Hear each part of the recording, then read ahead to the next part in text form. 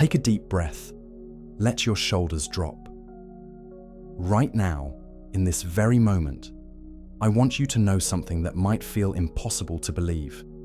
You are exactly where you need to be. You are on the right path, even if it doesn't feel like it. Even if the road seems unclear, even if you've stumbled, even if you're questioning every choice you've made. Stay with me until the end of this video, because by then, you'll see the proof. Not just my words, but evidence from philosophy, psychology, and the timeless wisdom of those who've walked difficult paths before us. You'll understand why your struggles aren't signs that you're lost. They're signs that you're growing. Let me start with something the Stoic philosopher Marcus Aurelius wrote nearly 2,000 years ago. You have power over your mind, not outside events. Realize this, and you will find strength. He wrote these words not from a place of ease, but while leading an empire through plague, war, and uncertainty.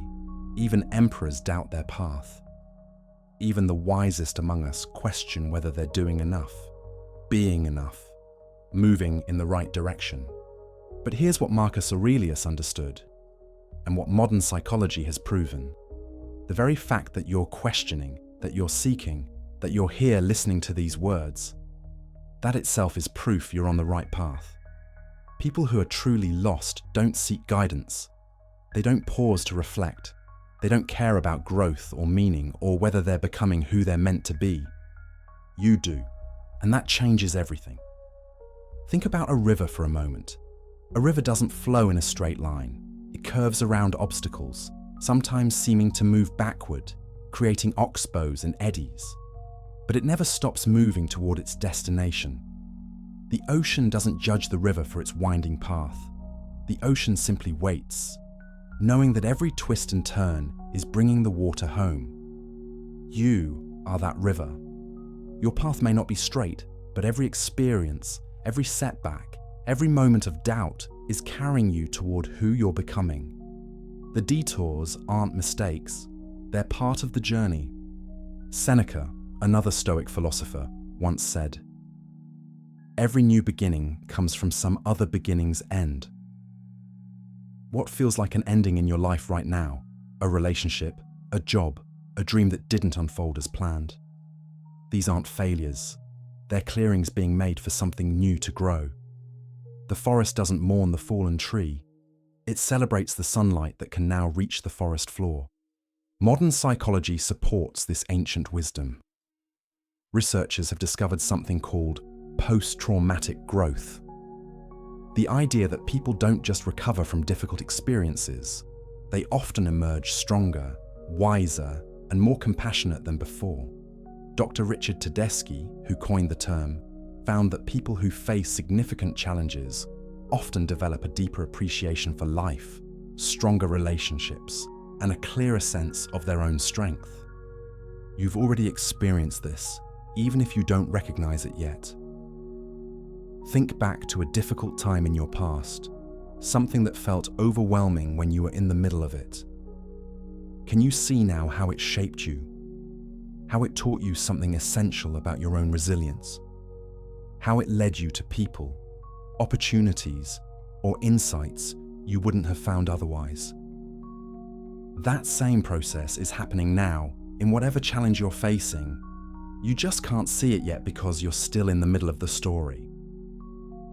The Buddhist teacher Pema Chodron reminds us that nothing ever goes away until it has taught us what we need to know. Your current struggles aren't punishments or signs that you're on the wrong path. They're your teachers, showing up exactly when you need them, even if you didn't ask for the lesson. If these words are bringing you some comfort, if they're helping you see your journey in a new light, consider subscribing to this channel. Think of it as creating a bookmark to hope, a place you can always return to on the days when the path feels unclear. Let me share something that might surprise you. Harvard researchers conducted a study following people for over 80 years, one of the longest studies on human happiness ever conducted. They wanted to know what makes people truly fulfilled. Was it money, success, achievement? What they found was beautifully simple. The people who were happiest weren't those who had accumulated the most wealth or reached the highest positions. They were the people who had cultivated meaningful relationships and found a sense of purpose in their daily lives. They were people who had learned to be kind to themselves during difficult times. You don't need to have it all figured out to be on the right path. You don't need to be perfect or successful by society's standards or free from struggle. You just need to keep showing up with an open heart, treating yourself with the same compassion you'd offer a dear friend. Rumi, the 13th century poet, wrote, "Let yourself be silently drawn by the strange pull of what you really love. It will not lead you astray. That pull you feel toward creativity, toward helping others, toward learning something new, toward healing, that's not random. That's your inner wisdom guiding you home to yourself. Sometimes the path forward requires us to sit still. Sometimes it requires us to move. Sometimes it requires us to let go of what we thought we wanted so we can receive what we actually need." The Japanese have a beautiful concept called mono no aware, the bittersweet awareness of the impermanence of all things.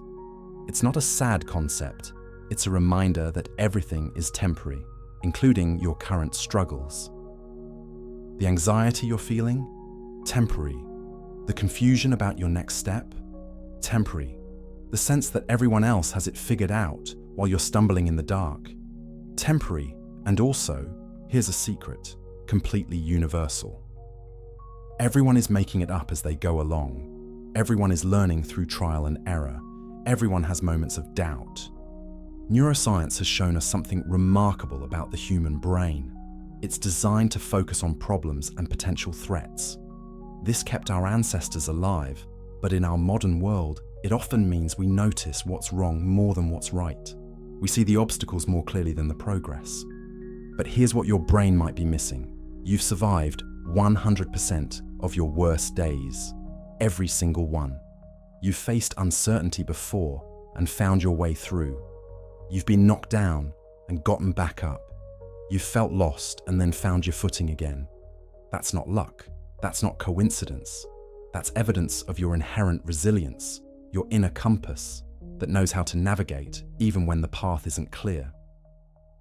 The ancient Chinese proverb says, "Fall 7 times, stand up 8. But I want to add something to that. Sometimes the falling is part of the path. Sometimes we need to fall to learn how strong we are when we rise. Sometimes we need to lose our way to discover that we carry our own light.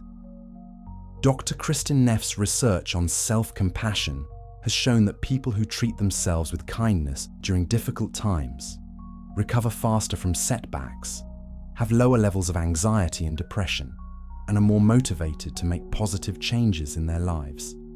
Self-compassion isn't self-indulgence, it's self-preservation. It's recognizing that you're human, and humans learn through experience, including difficult experiences. When you're gentle with yourself, you create space for growth. When you're harsh and critical, you create resistance. The path forward isn't paved with self-judgment, it's paved with self-acceptance. Epictetus, who was born a slave and became one of history's greatest philosophers, taught that it's not what happens to you, but how you react to it that matters. Your circumstances don't define your path, your response to them does. And every time you choose hope over despair, growth over stagnation, compassion over criticism, you're proving that you're on the right path. Think of the seasons for a moment. Winter doesn't apologize for being cold and dark. It doesn't rush to become spring. It simply is what it is, knowing that its time of dormancy is necessary for the explosion of life that will come. If you're in a winter season of your life, if things feel dormant or difficult, that doesn't mean you're on the wrong path. It means you're in the season of deep growth, the kind that happens underground, out of sight, preparing for your spring. The stars are always shining, even when clouds cover them.